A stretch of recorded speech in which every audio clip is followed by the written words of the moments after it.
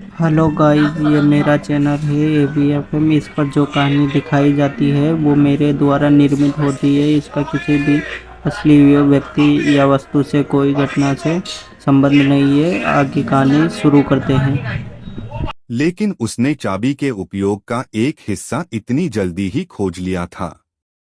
अथर्व को खुद भी इसका अध्ययन करने का समय नहीं मिला था। अथर्व ने विहान को नियंत्रित करते हुए अपने चेहरे पर फिर से शांत भाव प्रकट किया। चूंकि आपने पहले ही कुंजी का रहस्य खोज लिया है, तो फिर पूरे खंडहर में आप बिना किसी बाधा के घूमने में सक्षम होने चाहिए, है ना? अब आप आगे कहाँ जाने की योजना बना रहे हैं? पोलिना ने जरा भी संकोच नहीं किया। उसके लाल होंठ हल्के से खुल गए। बाकी चाबियां ढूंढने के लिए बेशक। अथर्व ने बिना पलक झपकाए पूछा। अन्य चाबियां? आपको इतना यकीन कैसे है कि और भी चाबियां हैं? पोलिना ने विहान को ऐसे देखा मानो वह मूर्ख हो। उसकी खूबसूरत नीली आंखें चंचलता से भरी हुई थीं। नहीं बूझते हो?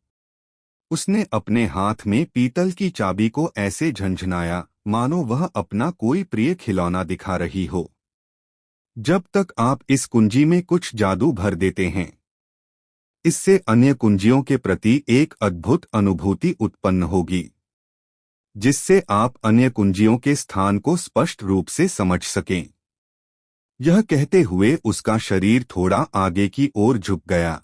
उसका खूबसूरत चेहरा विहान के चेहरे के करीब आ गया और उसने शरारती अंदाज में आंख मारी। नहीं तो आपको क्या लगता है कि मैंने आपको कैसे ढूंढा? जैसे ही उसने यह कहा, अथर्व के बूढ़े चेहरे पर हल्की सी लाली आ गई। इस महिला के शब्दों का अर्थ पहले से ही बिल्कुल स्पष्ट था। दिखावा करना बंद करो। मुझे पता है कि आपके पास एक और चाबी जरूर होगी। अथर्व ने विहान को नियंत्रित करते हुए अपना गला साफ किया और जबरदस्ती विषय बदल दिया। वैसे आप इतने निश्चित कैसे हो सकते हैं कि आपको मार्गदर्शन देने वाली अज्ञात चेतना चाहती है कि आप दिव्य कलाकृति का स्थान खोजें? क्या होगा अगर यह वास्तव में एक बड़ा जाल हो? पोलिना सहजता से हंस पड़ी। उसकी भरी हुई छाती हंसी के साथ ऊपर नीचे हो रही थी, जिससे एक मोहक लहर सी बन रही थी। मैं अनुमान लगाया। उसका जवाब सरल और सीधा था। लेकिन अगर हम खोज के लिए इस एकमात्र सुराग का अनुसरण नहीं करते हैं, तो ऐसा लगता है कि कोई और रास्ता नहीं है ना? इस शापित सागर में बिना सिर वाली मक्खी की तरह इधर-उधर भटकने के बजाय एक रास्ता चुनकर अंत तक उसी पर टिके रहना बेहतर है। यह सुनकर अथर्व ने सिर हिलाया। दरअसल इस महिला के विचार उसके अपने विचारों से मेल खाते थे। तो फिर क्यों न हम आपकी टीम में शामिल हो जाएं और साथ मिलकर काम करें? जैसा कि पोलिना ने कहा, चाबी ही एकमात्र सुराग था जो फिलहाल उनके पास मौजूद था। यदि ये सभी चाबियां एकत्र हो जाने के बाद ही वास्तव में उपयोगी साबित हुई, अब उसके और पोलिना दोनों के पास एक एक होने से उन्हें पहले से ही पूर्ण लाभ मिल चुका था। इस स्थिति में दोनों पक्षों के लिए मिलकर काम करना ही सबसे बुद्धिमानी भरा कदम था। पोलिना के चेहरे पर एक विजी मुस्कान थी, मानो कोई छोटी लोमड़ी कुछ संदिग्ध चीज चुराकर लाई हो। सहज रूप में, अगर तुमने नहीं भी कहा होता, तो भी मैं खुद ही इस मुद्दे को उठा लेता। वह मुड़ी और उसने दिखने में साधारण से जहाज की ओर उंगली चटकाई। चल दर। जबकि दुष्ट राक्षस की लहर अभी अभी बनी है और अन्य देशों की टीमें अभी भी उस खतरनाक लहर से परेशान हैं। खंडहरों का भ्रमण करने का यह हमारे लिए सबसे अच्छा समय है।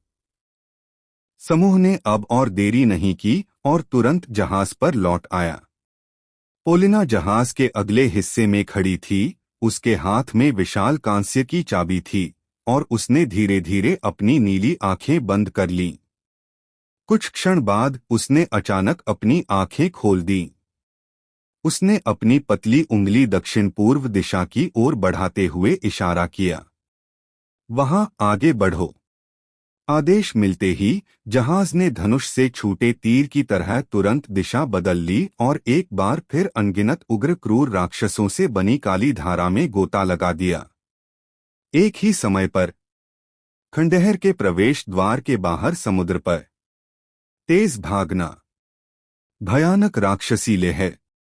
यह एक भयानक राक्षसी लहर है। खंडहर में एक विशाल भयानक राक्षसी लहर उत्पन्न हो गई है। मदद करो, मेरी मदद करो।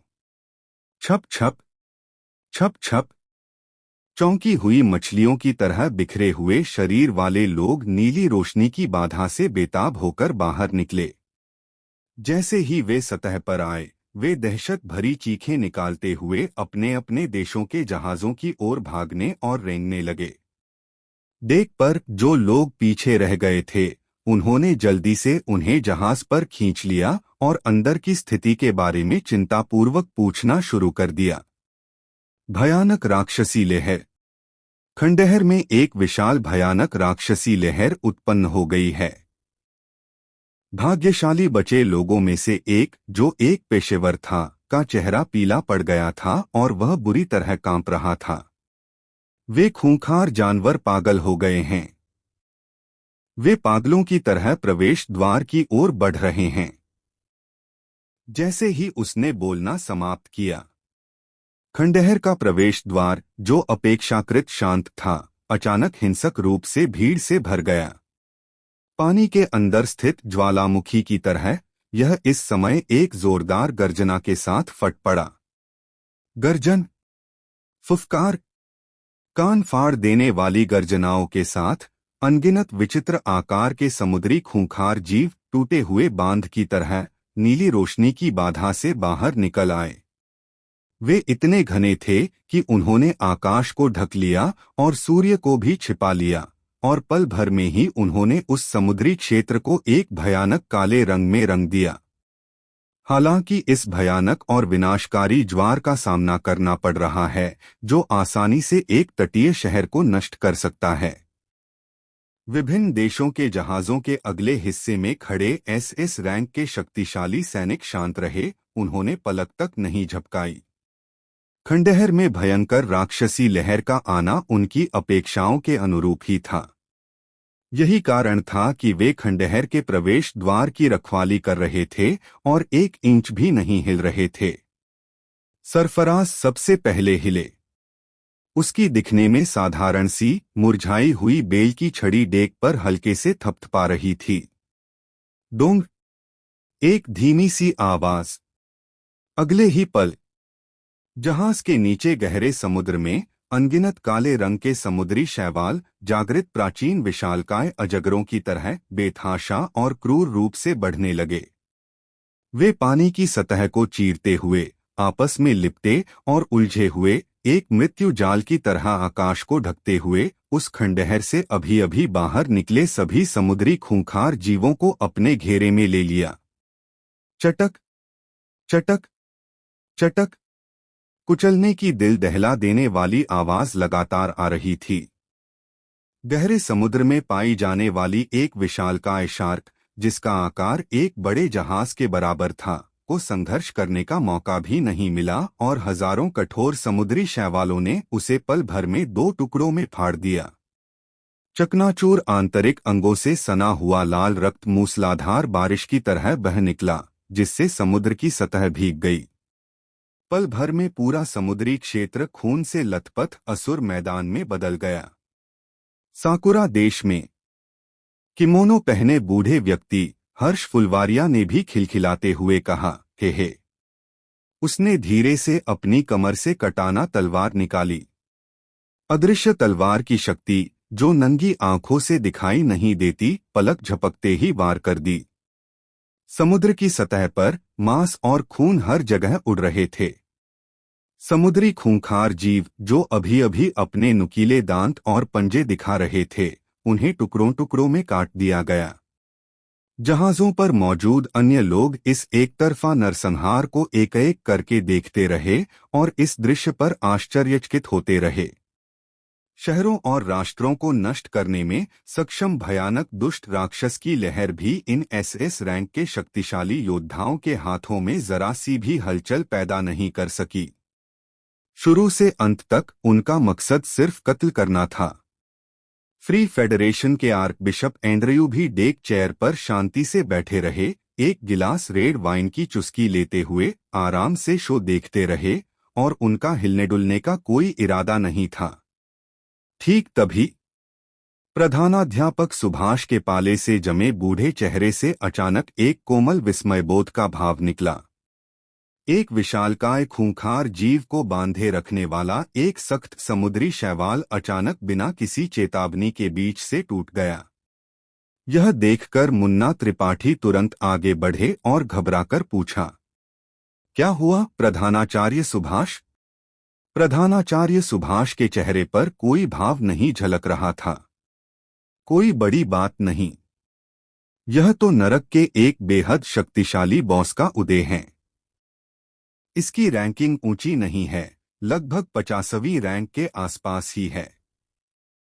जैसे ही उसने बोलना समाप्त किया, छप छप खून के उफनते सागर से अचानक एक विशालकाय ऑक्टोपस का टेंटेकल, जो पर्वत श्रृंखला जितना मोटा था, ऊपर की ओर उछल पड़ा।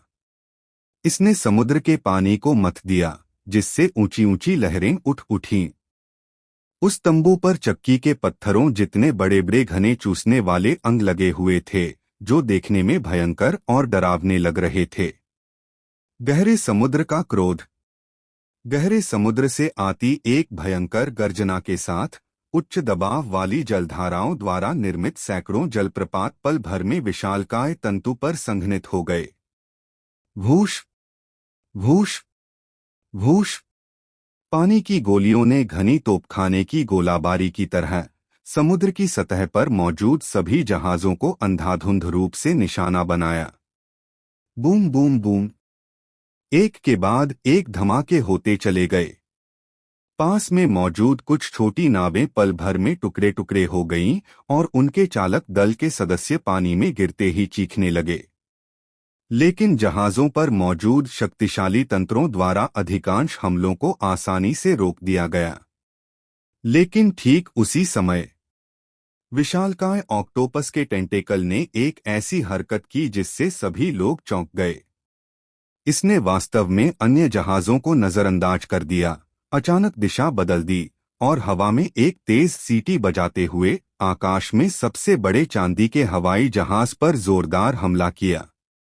एक विशालकाय तंबू हवा में दहाड़ते हुए आकाश में मौजूद सबसे बड़े चांदी के रंग के हवाई जहाज की ओर तेजी से बढ़ा। आकाश को ढक लेने वाले हमले को आते देख एंड्रयू डेक चेयर पर बैठा रहा। उसके चेहरे पर शांति का भाव था। उसने खड़े होने की जहमत तक नहीं उठाई, बस धीरे से अपना दाहिना हाथ ऊपर उठाया। उसकी तर्जनी उंगली ने बाहर की ओर झपट रहे विशाल तंतु को हल्के से छुआ। भनभनाहट। उसकी उंगली के सिरे से अचानक एक सुनहरी लहर फैल गई, जो नंगी आंखों से दिखाई दे रही थी। पलक झपकते ही यह हवाई यान के सामने एक विशाल सुनहरी प्रकाश की स्क्रीन में तब्दील हो गया, जिससे एक पवित्र चमक निकल रही थी। बूम। पहाड़ को आसानी से चकनाचूर करने में सक्षम उस भयानक तंतु ने सीधे प्रकाश की स्क्रीन पर प्रहार किया। कान फाड़ देने वाली गर्जना। विमानवाहक पोत बुरी तरह हिलने लगा। फिर भी सुनहरी रोशनी की वह स्क्रीन, जो एक टिड्डे के पंख जितनी पतली दिखाई देती थी, जरा भी नहीं हिली, बल्कि पहाड़ की तरह स्थिर रही। तुच्छ प्राणी, तुम्हें ईश्वर के राज्य की लालसा नहीं करनी चाहिए। एंड्रयू धीरे धीरे अपनी डेक कुर्सी से उठा। वह शून्य क्षेत्र में कदम चलते हुए हवाई जहाज के बिल्कुल आगे तक पहुंचा और नीचे उबलते हुए खून के सागर को देखने लगा। उनका चेहरा, जिस पर हमेशा सौम्य मुस्कान रहती थी, अब उदासीनता से भरा हुआ था। उनकी गहरी नीली आंखों में भावों का कोई निशान नहीं था।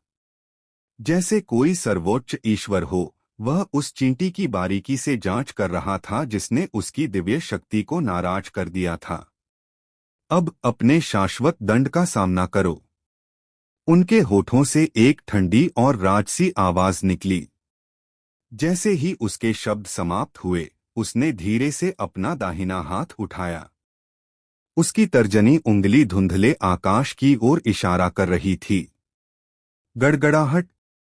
क्षितिज के ऊपर मौसम अचानक बदल गया। घने काले बादल चारों दिशाओं से तेजी से घिर आए, जिससे डूबते सूरज की आखिरी झलक भी धुंधली हो गई। सुनहरी बिजली की चमक अंधेरे बादलों के बीच से बेतहाशा तेजी से गुजरी, मानो अंधेरे को चीर रही हो। इसके तुरंत बाद सुनहरे प्रकाश से निर्मित एक विशाल पवित्र तलवार मंथन करते हुए काले बादलों से धीरे धीरे प्रकट हुई। इसकी तलवार पर अनगिनत जटिल और रहस्यमय सुनहरे प्रतीक खुदे हुए थे, जो एक पवित्र आभा बिखेरते थे और दुनिया की सारी बुराई को शुद्ध करने में सक्षम थे। महज एक नजर ने नीचे खड़े पेशेवर व्यक्ति को अपनी आत्मा की गहराई से तुच्छता और विस्मय की भावना से भर दिया। जैसे जैसे एंड्रयू की उंगली धीरे धीरे नीचे की ओर बढ़ती गई, भूश! आकाश में लटकी विशाल पवित्र तलवार ने एक तीखी चीख निकाली जो हवा को चीरती हुई एक चमकदार सुनहरी प्रकाश धारा में परिवर्तित हो गई और तेजी से नीचे गिर पड़ी। इसका लक्ष्य नीचे बहता हुआ खून का अथाह सागर था। गड़गड़ाहट। धरती को हिला देने वाली गर्जना। पवित्र तलवार समुद्र में जा गिरी और एक भयानक ऊर्जा का विस्फोट हुआ। ऐसा लग रहा था मानो हजारों टन उच्च विस्फोटक सामग्री में विस्फोट हो गया हो और पूरे समुद्री क्षेत्र में सैकड़ों मीटर ऊंची विशाल लहरें उठ उठीं।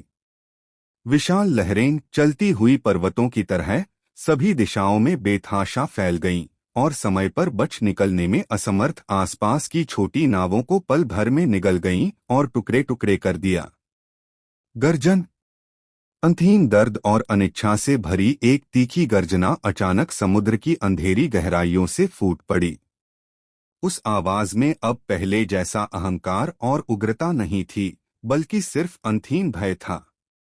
हालांकि एंड्रयू पर लगा शाश्वत प्रतिबंध यहीं समाप्त नहीं हुआ। आकाश की ओर इशारा करती हुई उनकी तर्जनी उंगली धीरे से फिर नीचे आ गई। भूश! भूश! भूश! क्षितिज के ऊपर एक जैसी कई और सुनहरी पवित्र तलवारें प्रकट हुईं। सबसे सटीक क्रूज मिसाइलों की तरह वे एक के बाद एक ही स्थान की ओर गिरे, जिनमें दुनिया को नष्ट करने की शक्ति थी। हर बार नीचे उतरने पर गहरे समुद्र के नीचे मौजूद नरक स्तर के बॉस की चीख और भी दर्दनाक हो जाती थी। अंततः पवित्र तलवारों से लगातार 7 या 8 बमबारी झेलने के बाद अंततः उस अहंकारी गहरे समुद्र के दैत्य को हजारों मीटर नीचे समुद्र तल पर मजबूती से जकड़ दिया गया, 1 इंच भी हिलने में असमर्थ। खून ने स्याही की तरह समुद्री इलाके को एक घिनौने गहरे लाल रंग से रंग दिया। हालांकि नरकस्तर के बॉस की भयावह जीवंतता सामान्य कल्पना से कहीं अधिक थी। कई पवित्र तलवारों से उसके शरीर को भेदने के बावजूद वह विशालकाय जीव तुरंत नहीं मरा। यह समुद्र तल पर बुरी तरह से संघर्ष कर रहा था, समुद्री जल को मथ रहा था और भयानक जलधाराएं उत्पन्न कर रहा था। लेकिन असीम शक्ति के सामने उसका प्रतिरोध इतना फीका और शक्तिहीन प्रतीत हुआ। यह देखकर अन्य एस स्तर के प्रभावशाली लोग चुप नहीं बैठे रहे। सरफराज की सूखी हुई लता ने एक बार फिर जमीन पर प्रहार किया और अनगिनत समुद्री शैवाल जीवित विषैले सांपों की तरह पवित्र तलवारों द्वारा छेदे गए घावों के माध्यम से उस विशालकाय जीव के शरीर में तेजी से घुस गए, उसके मांस और जीवन शक्ति को खा गए। साकुरा देश के किमोनो पहने हुए बुजुर्ग ने भी अपनी तलवार निकाली और अदृश्य तलवार ऊर्जा का प्रयोग करते हुए उस दैत्य के टेंटेकल्स को एक एक करके काट डाला। अंततः कई एस स्तरीय शक्ति केंद्रों की संयुक्त घेराबंदी के तहत नरक स्तर का बॉस, समुद्र का सच्चा अधिपति, अंततः अनिच्छा से कराह उठा और अपनी जीवन शक्ति पूरी तरह खो बैठा। हालांकि उसकी मृत्यु से राक्षसों का प्रकोप समाप्त नहीं हुआ। खंडहरों के प्रवेश द्वार पर विकृत समुद्री जीवों की एक अंधीन धारा मौत से बेखौफ होकर लगातार बाहर निकलती रही। आज रात तो नींद न आने वाली रात ही होनी तय थी। खंडहरों के अंदर विहान और पोलिना का समूह नाव से यात्रा करते हुए आखिरकार अगले द्वीप पर पहुंच गया। हालांकि उन्हें आश्चर्य हुआ, इस द्वीप पर पहले से ही एक और टीम मौजूद थी। उन लोगों ने अचानक प्रकट हुई नाव को स्पष्ट रूप से देख लिया और उनमें से प्रत्येक ने, मानो किसी दुर्जय शत्रु का सामना कर रहे हों, तुरंत लड़ने की मुद्रा अपना ली। उनकी आंखों में सतर्कता और आशंका भरी हुई थी। अथर्व की निगाह द्वीप पर मौजूद लोगों पर पड़ी और उसने अपने बगल में बैठी पोलिना से पूछा, यह किस देश की टीम है? पोलिना ने अपनी खूबसूरत नीली आंखों को थोड़ा सिकोड़ा और एक पल के लिए ध्यान से देखा। उसके चेहरे पर एक चंचल मुस्कान आ गई। अगर मैं गलत नहीं हूं तो यह किमची देश की टीम होनी चाहिए। उसने अपनी पतली उंगली आगे बढ़ाकर भीड़ के बीच में खड़े उस आदमी की ओर इशारा किया जो सबके बीचों बीच था। देखो, क्या वह आदमी किमची देश का एस स्तरीय ज्वाला सम्राट पार्क इनमाइन नहीं है? अथर्व ने उस दिशा में देखा जिधर वह इशारा कर रही थी। जब उसने उस आदमी का चेहरा स्पष्ट रूप से देखा तो उसके चेहरे पर तुरंत एक अजीब भाव आ गया। क्या आपको यकीन है कि आपने उसे किसी और के लिए गलत नहीं समझा है? पोलिना द्वारा पहले दी गई जानकारी में अथर्व ने पार्क इनमाइन की एक तस्वीर देखी थी। तस्वीर में दिख रहे व्यक्ति की आंखें छोटी थीं, पलकें एक ही थीं, गाल की हड्डियां उभरी हुई थीं और उसका रूपरंग साधारण बल्कि कुछ हद तक बदसूरत था। लेकिन उसके सामने खड़े व्यक्ति की भौहें तलवार जैसी थीं और आंखें चमकीली थीं, नाक की हड्डी ऊंची थी, त्वचा गोरी थी और चेहरे की बनावट नाजुक थी जिसमें एक भी दोष नहीं था। वह चेहरा तुरंत ही डेब्यू कर सकता है और एक आइडल स्टार बन सकता है। यह सुनकर पोलिना खिलखिलाकर हंस पड़ी। ऐसा लगता है कि जिया देश का खुफिया विभाग अपने काम में कुछ कमी कर रहा है। उसने शरारती अंदाज में अथर्व को आंख मारी। क्या आपको पता नहीं था? श्री पार्क इनमाइन ने हाल ही में अपने चेहरे पर थोड़ा फाइन ट्यूनिंग करवाया है। मुझे नवीनतम जानकारी आज सुबह ही मिली है। अथर्व अवाक रह गया। क्या इसे फाइन ट्यूनिंग भी कहते हैं? क्या यह सिर का प्रत्यारोपण नहीं है? पोलिना ने कंधे उचकाए, उसके चेहरे पर कोई भाव नहीं था। आप जानते हैं कि किमची कंट्री की प्लास्टिक सर्जरी तकनीक विश्व स्तरीय है। इस वजह से उनके देश में एक अनोखा सहायक पेशा भी जन्म ले चुका है जिसे प्लास्टिक सर्जन कहते हैं। अथर्व, उन्हें लगा कि उनका विश्व दृष्टिकोण एक बार फिर से तरोताजा हो गया है। तभी पोलिना ने धीरे धीरे अपनी खूबसूरत नीली आंखें बंद कर लीं, मानो उसे कुछ महसूस हो रहा हो। कुछ क्षण बाद उसने अचानक अपनी आंखें खोलीं, उसके चेहरे पर विजी मुस्कान थी। बिल्कुल मेरा अनुमान सही निकला। दूसरी कुंजी पार्क इनमाइन पर है। अथर्व ने चुपचाप सिर हिलाया। उसने विहान को नियंत्रित किया, धनुष पर एक कदम रखा और अपने हाथ में शाश्वत स्वीकृति को ऊपर उठाया। चूंकि लक्ष्य मिल चुका था, इसलिए अब और कुछ कहने की जरूरत नहीं थी। दोनों पक्ष पहले से ही एक दूसरे के विरोधी थे, सहयोग की कोई संभावना नहीं थी। पहले हमला करके उन्हें खत्म करना और फिर चाबी हासिल करना सही विकल्प था। हालांकि ठीक उसी समय जब वह मंत्र का जाप करने ही वाला था, एक कोमल छोटे हाथ ने धीरे से उसके वस्त्र को खींचा। यह पोलिना थी। उसने विहान की ओर सिर हिलाया, उसके चेहरे पर एक आत्मविश्वासपूर्ण और आकर्षक मुस्कान थी। जल्दी मत करो हैंडसम। मुर्गी को मारने के लिए कसाई के चाकू का इस्तेमाल क्यों करें? अथर्व ने उसे अजीब भाव से देखा। आप क्या करने जा रहे हैं? पोलिना ने अपनी पतली उंगली आगे बढ़ाई, हल्के से अपने लाल होठों को छुआ और अथर्व को एक शरारती आंख मारी। मैंने तुमसे कहा था, मुझे पुरुषों को रिझाने का तरीका आता है। इस आदमी को मेरे भरोसे छोड़ दो। बोलने के बाद वह सचमुच नाव के अगले हिस्से से ऊंची छलांग लगाती है। उसकी जोशीली आकृति हवा में सैकड़ों मीटर की दूरी तय करते हुए एक सुंदर चाप बनाती है और द्वीप के समुद्र तट पर हल्के से उतरती है। वहां कौन जाएगा? द्वीप पर निगरानी के लिए जिम्मेदार किमची कंट्री टीम के 2 सदस्यों ने यह देखकर अपने चेहरे के भावों को नाटकीय रूप से बदल दिया। बिना सोचे समझे उन दोनों ने एक साथ पोलिना पर हमला कर दिया। फ्रॉस्ट एरो, पवन ब्लेड नृत्य, तेज सीटी जैसी आवाजों के साथ 2 स्तरीय आक्रमण कौशल ने पोलिना के लिए बचने के सभी संभावित रास्तों को तुरंत बंद कर दिया। हालांकि पोलिना के चेहरे पर घबराहट का कोई निशान नहीं था। वह बस हल्के से मुस्कुराई।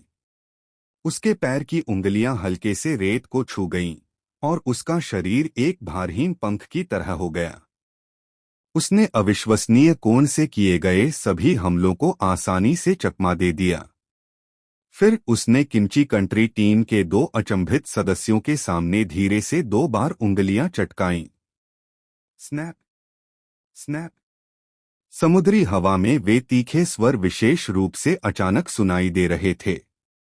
किमची कंट्री टीम के दोनों सदस्यों के शरीर अचानक कांप उठे। अगले ही पल उनके चेहरे तेजी से लाल हो गए, उनकी सांसें तेज हो गईं और उनकी आंखें बेजान सी दिखने लगीं।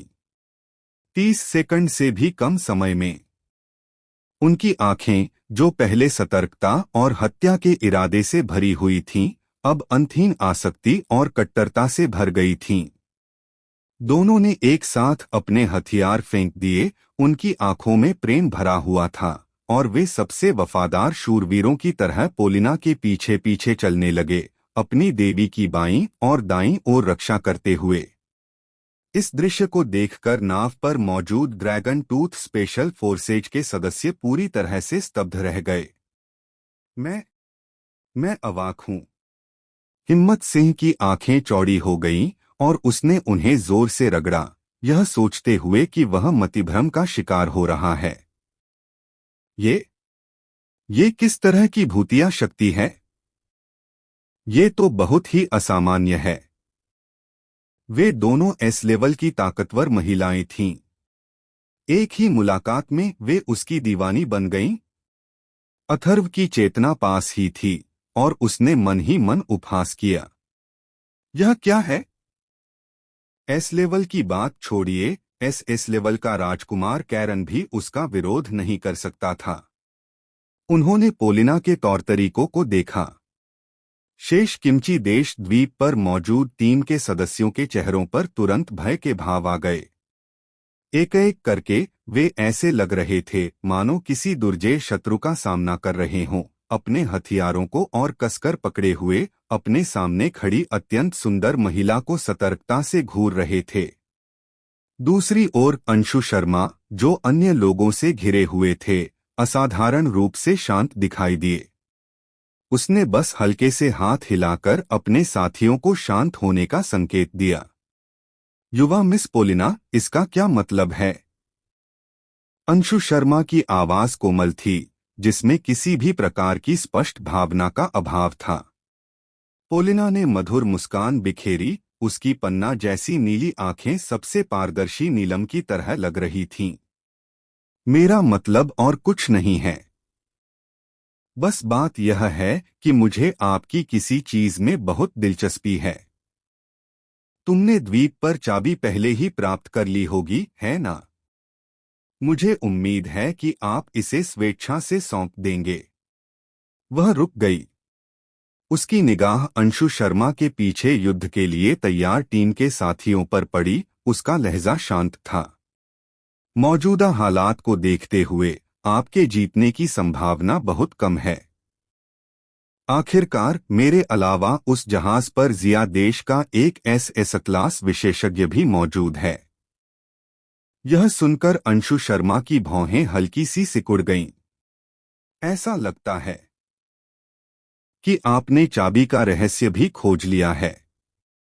तो आपको यह बात बिल्कुल स्पष्ट होनी चाहिए कि यह कुंजी संभवतः किसी वास्तविक दिव्य कलाकृति से संबंधित है। क्या आपको सच में लगता है कि मैं इसे इतनी आसानी से सौंप दूंगा? पोलिना ने धीरे से अपना सिर हिलाया। उसका आत्मविश्वास से भरा व्यवहार ऐसा था मानो सब कुछ उसकी मुट्ठी में हो। मुझे स्वाभाविक रूप से पता है कि आप आसानी से सहमत नहीं होंगे। वह बिल्ली जैसी फुर्तीली चाल से धीरे धीरे अंशु शर्मा की ओर बढ़ी। लेकिन मैं इस बारे में आपसे बात नहीं करूंगा। जैसे ही उसके शब्द मुंह से निकले, उसने फिर से उंगलियां चटकाईं। स्नैप! समुद्री हवा में एक मधुर ध्वनि गूंज उठी।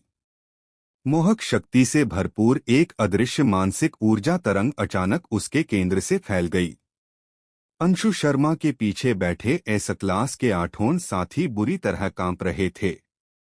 उनके चेहरे तेजी से लाल हो गए, उनकी सांसें भारी हो गईं और उनकी आंखें बेजान सी दिखने लगीं।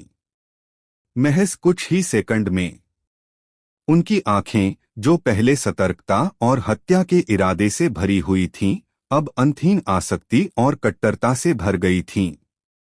धड़ाम धड़ाम 8 प्रतिभाशाली छात्र, जो आमतौर पर सभी को नीचा समझते थे, ने एक साथ अपने हथियार डाल दिए। एक एक करके आंखों में प्रेम लिए वे पोलिना के सामने दोनों घुटनों के बल बैठ गए और साष्टांग प्रणाम किया। यहाँ तक कि एस क्लास फ्लेम सम्राट अंशु शर्मा भी अपवाद नहीं थे। उसका शरीर थोड़ा कांप उठा और उसके सुंदर चेहरे पर संघर्ष का भाव भी प्रकट हुआ। लेकिन अंत में वह धीरे धीरे एक घुटने पर बैठ गया। जब उसने दोबारा ऊपर देखा तो पोलिना की ओर उसकी निगाहें भी मोह से भरी हुई थीं। जहाज पर अथर्व ने यह दृश्य देखा और मन ही मन इसकी प्रशंसा की। क्या यह इच्छाओं का स्वामी है? यह बहुत ही विचित्र है। इस प्रकार का अतार्किक जन नियंत्रण सभी मनुष्यों के लिए अभिशाप है। ऐसा प्रतीत होता था कि खुद उसके अलावा, जिसका वास्तविक शरीर मौजूद नहीं था, कोई भी आसानी से उसके नियंत्रण से बच नहीं सकता था। द्वीप पर पोलिना ने अपने पैरों के नीचे समर्पण के दृश्य को देखा और नखरे भरी हंसी की एक श्रृंखला निकाली। वह अंशु शर्मा के पास गई, अपनी पतली उंगली बढ़ाई और धीरे से उनकी सुंदर ठुड्डी को चुटकी से छुआ। चलो अच्छे बच्चे बनो और वह चाबी मुझे सौंप दो। अंशु शर्मा ने आज्ञाकारी भाव से सिर हिलाया। उसकी आंखों में केवल गहरी मोहब्बत झलक रही थी। उसके हाथ में सफेद रोशनी की एक चमक उठी और अचानक हवा में से एक विशाल कांसे की चाबी उसके हाथ में प्रकट हो गई। पोलिना के चेहरे पर एक विजेता की तरह विजयी मुस्कान झलक रही थी। यह अप्रत्याशित रूप से सुचारू रहा। उसने हाथ बढ़ाया और अंशु शर्मा के हाथ से पीतल की चाबी लेने की तैयारी करने लगी। तथापि ठीक उसी समय जब उसकी उंगलियां कुंजी को छूने ही वाली थीं, एक अप्रत्याशित परिवर्तन हुआ। अंशु शर्मा की आंखों की गहराई में, जो मोह से भरी हुई थीं, अचानक एक भयानक ठंडी चमक कौंध गई। अगले ही पल, बूम! एक पुनर्जीवित दानव की तरह उसके शरीर से एक हल्की नीली लौ हिंसक रूप से फूट पड़ी। पलक झपकते ही इसने पोलिना को पूरी तरह से अपनी चपेट में ले लिया, जो बिल्कुल पास ही थी। उफ आह! फीकी नीली लपटों से अचानक एक तीखी, अमानवीय चीख फूट पड़ी। पोलिना का खूबसूरत चेहरा अविश्वसनीय सदमे और दर्द से भरा हुआ था। तुमने ऐसा कैसे किया? अंशु शर्मा धीरे धीरे जमीन से उठे, उनके चेहरे से मोहक भाव गायब हो चुके थे। उसकी जगह निर्मम शीतलता और उपहास ने ले ली थी। तुमने मेरी जांच की, क्या तुम्हें लगता है कि मैं तुम्हारी जांच नहीं करूंगा? पोलिना एसएस क्लास पेशेवर इच्छाओं की स्वामी। वह अपनी मौन मानसिक ऊर्जा का उपयोग करके विपरीत लिंग के उन सभी सदस्यों को नियंत्रित कर सकती है जो उसके प्रति इच्छा रखते हैं। उसने पोलिना की ओर देखा, जो नीली लपटों के बीच दर्द से तड़प रही थी। उसके होठों के कोने पर एक क्रूर मुस्कान उभर रही थी। लेकिन मुझे माफ करना, मुझे औरतें कभी पसंद नहीं आईं। पोलिना का पूरा शरीर हल्की नीली लपटों से बुरी तरह झुलस रहा था। उसकी सेक्सी लाल बिकिनी पल भर में राख में बदल गई। उसकी गोरी त्वचा तेजी से काली पड़ने लगी और उसमें झुर्रियां पड़ने लगीं। पीड़ा से कराहते हुए उसका पूरा शरीर मरोड़ उठा और जमीन पर लौटने लगा। वह दिल दहला देने वाली चीखें निकाल रही थी। वह विशुद्ध रूप से सहायक पेशेवर थीं, जिनका शरीर कमजोर था। जब उसे इस तरह से विशेष रूप से बांध दिया गया तो वह तुरंत एक विकट परिस्थिति में फंस गई। जहाज पर अथर्व का चेहरा भी इस दृश्य को देखकर एकदम उतर गया। कुछ गड़बड़ है। आप सभी लोग जहाज पर ही रहें, हिलें डुलें नहीं। मैं उसे बचाऊंगा। अथर्व ने अपने पीछे मौजूद ड्रैगन टूथ स्पेशल फोर्सेज के सदस्यों को गहरी आवाज में आदेश दिया। बोलने के बाद वह डेक से नीचे कूदने की तैयारी करने लगा। लेकिन ठीक उसी समय द्वीप पर मौजूद अंशु शर्मा ने अचानक अपनी ठंडी निगाहें जहाज की ओर घुमाईं। उसने अपने हाथ में पकड़ी हुई छड़ी को ऊपर उठाया और एक रहस्यमय मंत्र का जाप करने लगा। नीला नरक। अगले ही पल हल्के नीले रंग की लपटों के स्तंभ नरक की गहराइयों से फूटते लावा की तरह अचानक जहाज के नीचे समुद्र के पानी से ऊपर उठ उठे। पलक झपकते ही उन्होंने पूरे जहाज को पूरी तरह से अपनी चपेट में ले लिया। समुद्र के पानी के संपर्क में आने पर भी हल्की नीली लपटों में बुझने का कोई संकेत नहीं दिखा। इसके बजाय वे और भी अधिक भड़क उठे, मानो उन पर पेट्रोल छिड़क दिया गया हो। पानी ही इसका सबसे अच्छा ईंधन था। घटनाक्रम के इस अचानक मोड़ ने जहाज पर सवार सभी लोगों को चौंका दिया। आह! मेरा हाथ! पास ही मौजूद कई साथी खिलाड़ी आग की लपटों से तुरंत झुलस गए और दर्द भरी चीखें निकालने लगे। अथर्व की भौहें कसकर सिकुड़ गईं। इसमें कोई आश्चर्य की बात नहीं है कि किमची देश इस समुद्र थीम वाले खंडहर अन्वेषण में भाग लेने के लिए अग्नि तत्व के जादूगर को भेजेगा। पता चला कि उसकी अनोखी आग का इतना विचित्र प्रभाव पड़ा। कहावत है कि पानी और आग एक दूसरे के अनुकूल नहीं हैं। लेकिन उनके लिए पानी वास्तव में आग को और भड़का सकता है, जिससे लपटें और भी तीव्र हो सकती हैं।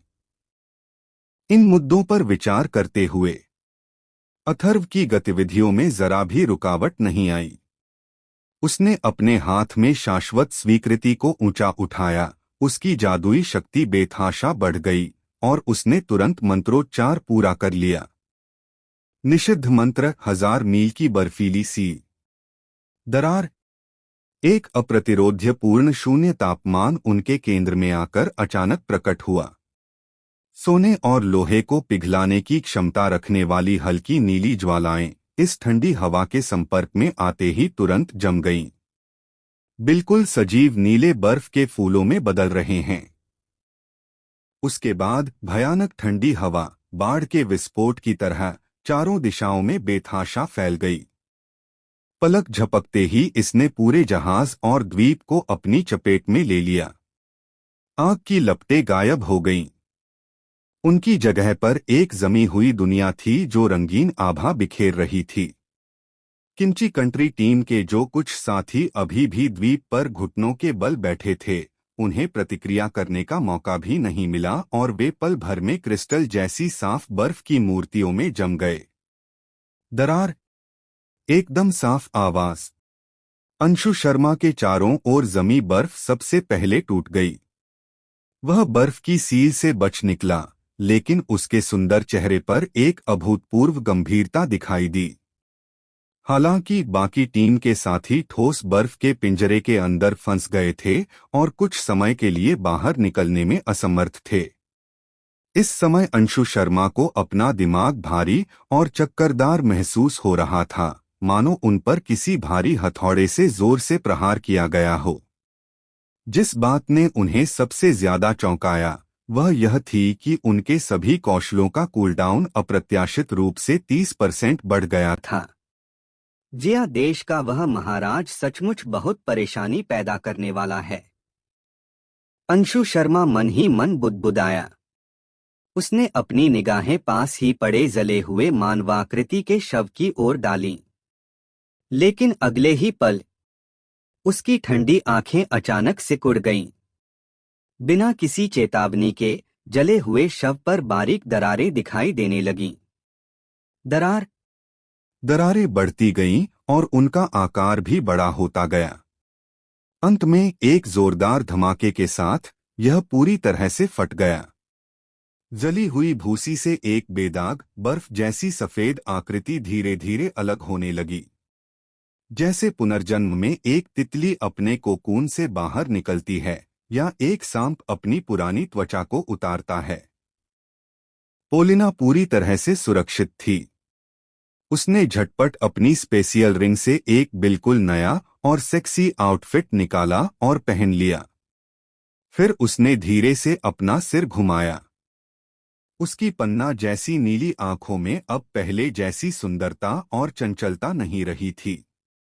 केवल अंतहीन शीतलता और क्रोध ही शेष रह गया। तुमने मुझे सच में गुस्सा दिला दिया। दूर जहाज पर यह दृश्य देखकर अथर्व भी पूरी तरह से स्तब्ध रह गया। ओरोचिमारू, क्या तुम हो ओरोचिमारू?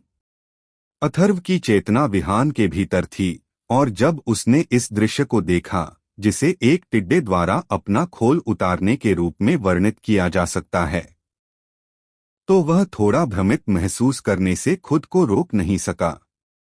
पोलिना का जीवन बचाने का तरीका वाकई विचित्र था। वह काफी हद तक ओरोचिमारू जैसा था, जिसे उसने अपने पिछले जीवन में एनीमे में देखा था। लड़ाई के बीच में ही एक पूरी तरह से स्वस्थ व्यक्ति उसके मुंह से बाहर थूक दिया जाता था। यह सरासर अपमानजनक था। विहान को नियंत्रित करते हुए वह पलक झपकते ही जहाज से कूद गया और बर्फ से ढके द्वीप पर धीरे से उतर गया।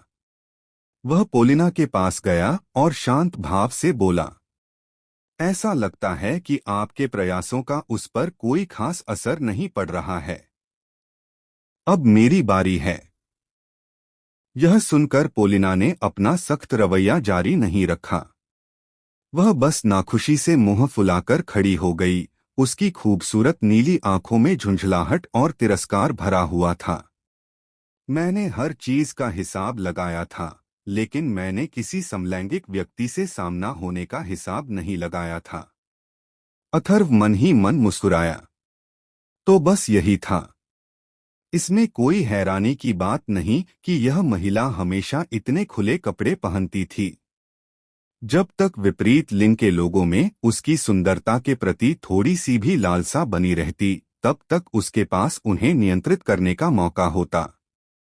लेकिन जो लोग उससे कोई संबंध नहीं रखना चाहते थे, उनके सामने वह बेबस थी।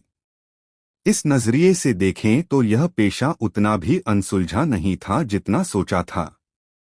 अगर वह सिचुआन की राजधानी जाती है तो शायद उसके आधे कौशल बेकार हो जाएंगे।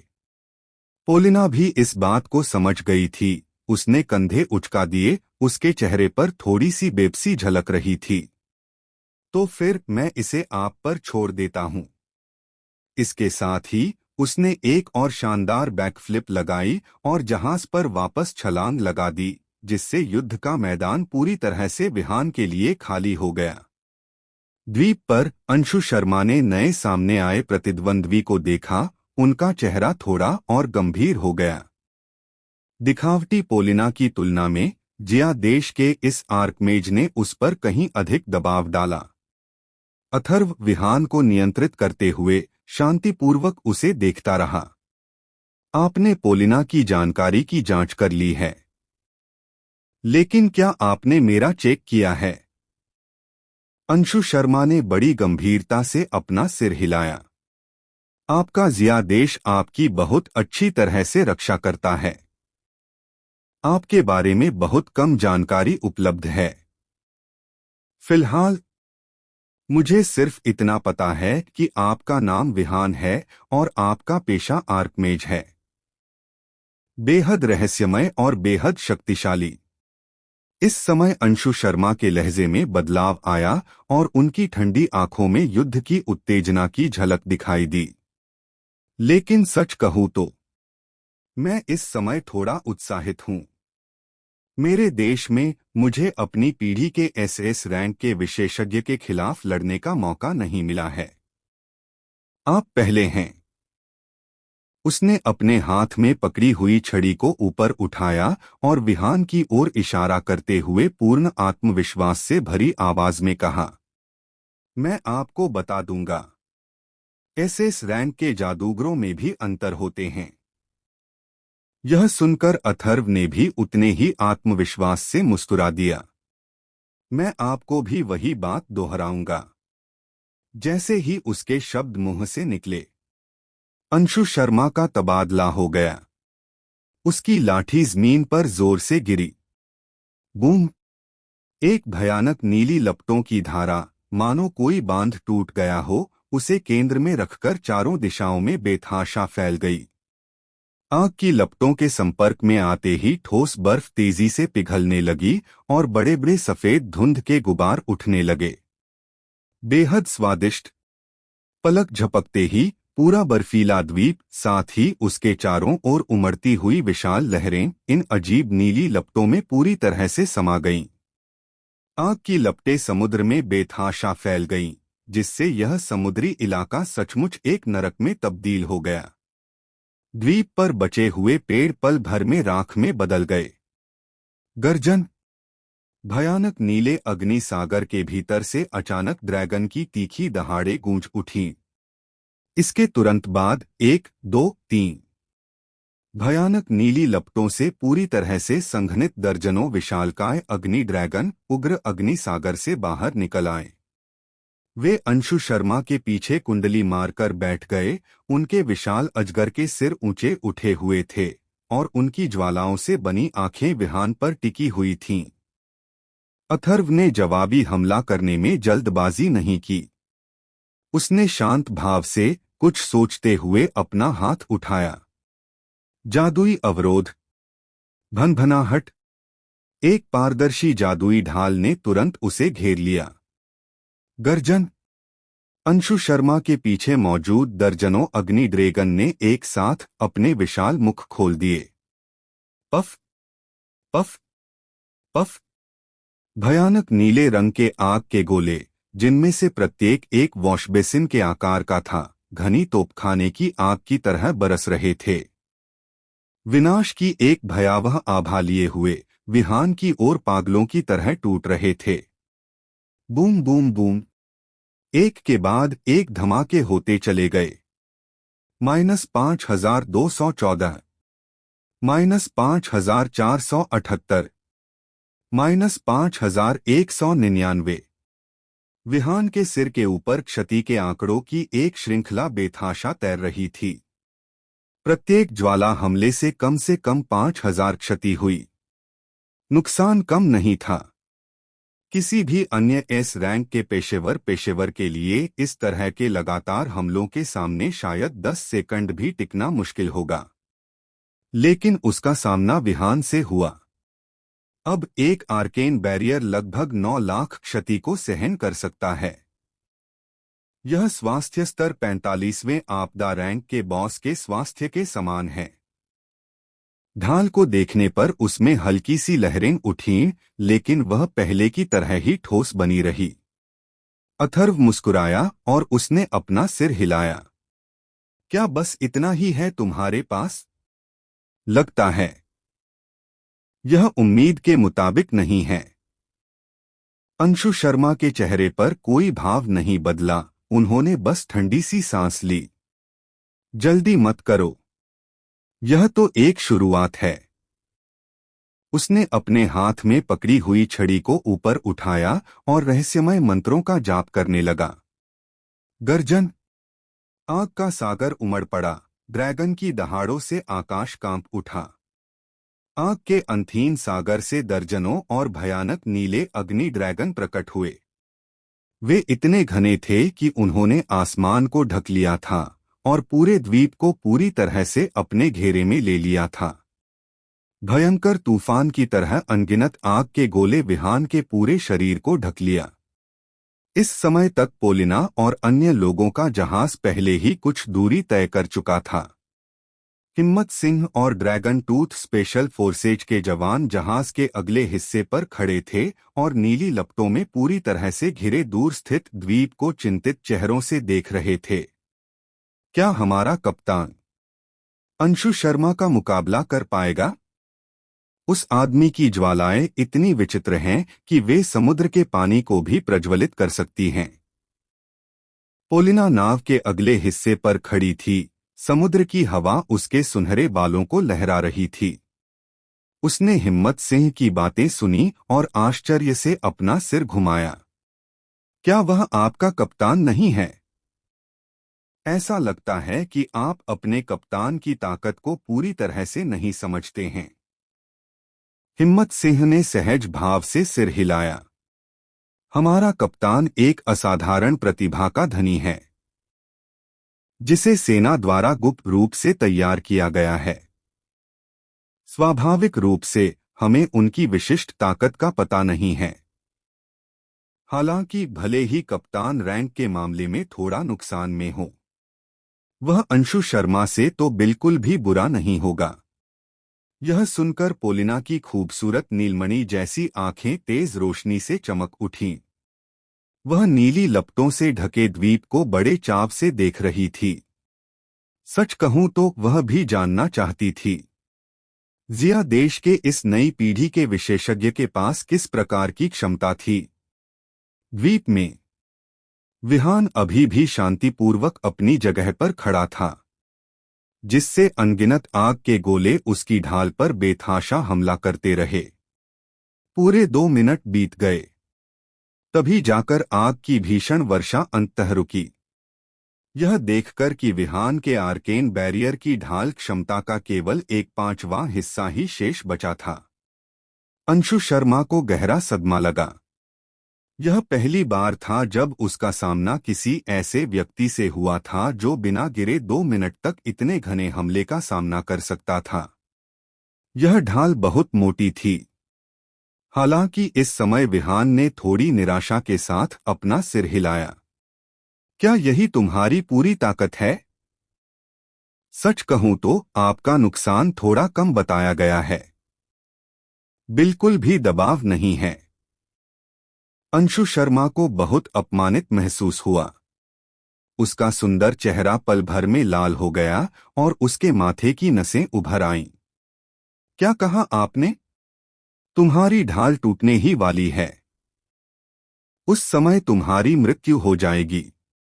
हालांकि उनके बोलने के तुरंत बाद ही उसने देखा कि विहान ने धीरे धीरे अपना दाहिना हाथ उठाया। रहस्यमय अवरोध, भनभनाहट।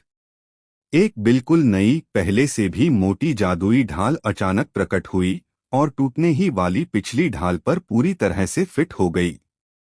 शील्ड का मूल्य, जो मूल रूप से केवल 1/3 ही बचा था, तुरंत भर गया। अंशु शर्मा के चेहरे के भाव तुरंत जम गए। वह वहीं पर पूरी तरह से स्तब्ध रह गया। उसने अभी अभी क्या किया? क्या उसने एक और ढाल बनाई? उसके दर्जनों अग्नि ड्रैगन लंबे समय से लगातार हमला कर रहे थे, लेकिन प्रतिद्वंद्वी के हाथ उठाते ही ढाल फिर से भर गई। नहीं, क्या इतनी मोटी ढाल का कूलडाउन वाकई इतना कम है? वह इस हालत में कैसे लड़ सकता था? इस समय अंशु शर्मा को ऐसा लग रहा था जैसे वह एक मस्खरा हो। उन्होंने इतने लंबे समय तक इतने जोश के साथ प्रदर्शन किया, लेकिन प्रतिद्वंद्वी की नजरों में यह एक उबाऊ तमाशे से ज्यादा कुछ नहीं था। वह भड़कने ही वाला था कि तभी उसे विहान की शांत आवाज धीरे धीरे गूंजती सुनाई दी। ठीक है, आपकी बारी समाप्त हो गई है। अब मेरी बारी है। जैसे ही उनके शब्द समाप्त हुए, उसने अपने हाथ में मौजूद शाश्वत स्वीकृति चिन्ह को ऊंचा उठाया। उसके मुख से प्राचीन और गूढ़ मंत्रों का सहज प्रवाह निकलता रहा।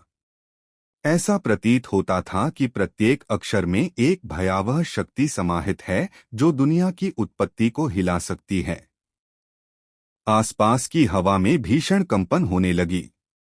अंशु शर्मा के दिल में तुरंत ही तीव्र बेचैनी का भाव उमड़ आया। उनके सुंदर चेहरे पर गंभीरता के भाव झलक रहे थे। नहीं, मुझे उसके जादू टोने को रोकना ही होगा। अंशु शर्मा के कर्मचारी अचानक कांप उठे। ज्वालाओं के भीतर मौजूद दर्जनों भयानक नीले अग्नि ड्रैगन को मानो कोई आदेश मिला हो और वे और भी हिंसक हो गए। उन्होंने अपने दूर से किए जाने वाले हमलों को त्याग दिया। उनके विशाल शरीर आग के सागर को मथते हुए धनुष की डोरी से छोड़े गए तीरों की तरह निडर होकर विहान के स्थान की ओर बढ़ गए। बूम बूम बूम, एक के बाद एक अग्नि ड्रैगन जादुई अवरोध से जोरदार तरीके से टकराते रहे। एक के बाद एक भयानक विस्फोट होते चले गए। प्रत्येक विस्फोट में लगभग 50,000 शील्ड वैल्यू की खपत हुई। इतने भीषण प्रभाव से मजबूत ढाल बुरी तरह हिल गई और उसकी सतह पर स्पष्ट रूप से लहरें दिखाई देने लगीं। हालांकि विहान का मंत्रोच्चार जरा भी नहीं रुका। उनके चेहरे पर पानी की तरह शांति थी, मानो उसके सामने घटित हो रहे इस विश्वविनाशकारी दृश्य का उससे कोई लेना देना ही न हो। ठीक उसी समय जब जादुई अवरोध पूरी तरह से चकनाचूर होने वाला था, विहान का जाप समाप्त हुआ। जैसे ही अंतिम अक्षर समाप्त हुआ, ऐसा लग रहा था मानो इस क्षण पूरी दुनिया थम सी गई हो। अग्नि ड्रैगन की दहाड़ थम गई। आग की लपटें बुझ गईं। समुद्र के जल का उफान भी रुक गया। इस समुद्री क्षेत्र में सन्नाटा पसरा हुआ था। तुरंत बाद हवा तेज हो गई। शुरू में तो यह बस एक मामूली हल्की हवा थी। यह धीरे से सबके गालों को छू गया। लेकिन अगले ही पल वह हल्की हवा अचानक एक भयंकर तूफान में बदल गई। भूश! एक शोकपूर्ण हवा की गर्जना आकाश और पृथ्वी में गूंज उठी। भयंकर रूप से जल रहा वह भयावह नीला अग्निकांड वास्तव में इस तेज हवा के कारण छलनी हो गया। आग की लपटें आसमान में फैल गईं। समुद्र का पानी भी आसमान में उड़ गया। पूरा द्वीप बुरी तरह कांपने लगा और चटकने लगा। उस भयानक खिंचाव के कारण असंख्य टूटी हुई चट्टानें और मिट्टी जबरन जमीन से उखड़ गईं और उस अराजक तूफान में बह गईं। ये क्या है? ये क्या है? अंशु शर्मा की टीम के जो कुछ सदस्य बर्फ से बचकर निकले थे, उनके चेहरे खौफ से भरे हुए थे। उन्हें यह समझने का भी समय नहीं मिला था कि आखिर हो क्या रहा है। आकाश से एक अप्रतिरोध्य भयानक खिंचाव नीचे की ओर आया। आह! बादलों में दर्द भरी चीखें गूंज उठीं। उनके शरीर टूटी हुई डोर वाली पतंगों की तरह प्रचंड तूफान में बह गए और पल भर में सैकड़ों मीटर ऊपर आकाश में खींच लिए गए। असंख्य पवन किरणों, लपटों, समुद्री जल और टूटी हुई चट्टानों से बने उस घातक भंवर में वे पल भर में ही खून की धुंध से भरे आकाश में बिखर गए। नहीं! अंशु शर्मा ने गुस्से में दहाड़ लगाई। उसने अपने हाथ में पकड़ी हुई छड़ी को जमीन पर जोर से पटका और उसके चारों ओर की भयानक नीली लपटें आकाश में उठ उठीं, जिससे एक विशाल अग्नि बवंडर का रूप ले लिया, जो दुनिया को नष्ट करने वाले तूफान से मुकाबला करने की कोशिश कर रहा था। हालांकि भयंकर तूफान के सामने उनका प्रतिरोध ज्यादा देर तक नहीं टिक सका। अंततः वह भी आकाश को ढक लेने वाले उस विनाशकारी तूफान की चपेट में आ गया। जहाज लगभग 3 किलोमीटर तक चला और फिर धीरे धीरे रुक गया। जहाज पर सवार सभी लोग दूर स्थित द्वीप को डर भरी निगाहों से देख रहे थे। अब वह द्वीप पूरी तरह से एक विशाल तूफान की चपेट में आ गया था, जिसने आकाश और पृथ्वी को जोड़ दिया था। तेज हवाएं गरज रही थीं और बिजली कड़क रही थी। असंख्य पवन किरणें, ज्वालाएं, समुद्री जल और टूटी हुई चट्टानें इसके भीतर बेतहाशा मंथन कर रही थीं, जिससे मृत्यु का एक ऐसा क्षेत्र बन गया था जो हर चीज को चीरफाड़ करने में सक्षम था। वह करीब था। यह विचार एक साथ सभी के मन में आया। अगर वे कुछ सेकंड बाद निकलते तो शायद यह जहाज भी अंदर खिंच जाता और टुकड़े टुकड़े हो जाता। पोलिना नाव के अगले हिस्से पर खड़ी थी।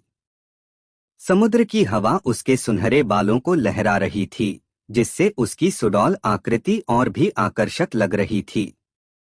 उसकी खूबसूरत नीली आंखें दूर से दुनिया को तबाह कर रहे दृश्य को रुचि से देख रही थीं और उसके लाल होंठ थोड़े से खुले, जिससे प्रशंसा की एक गहरी आह निकली।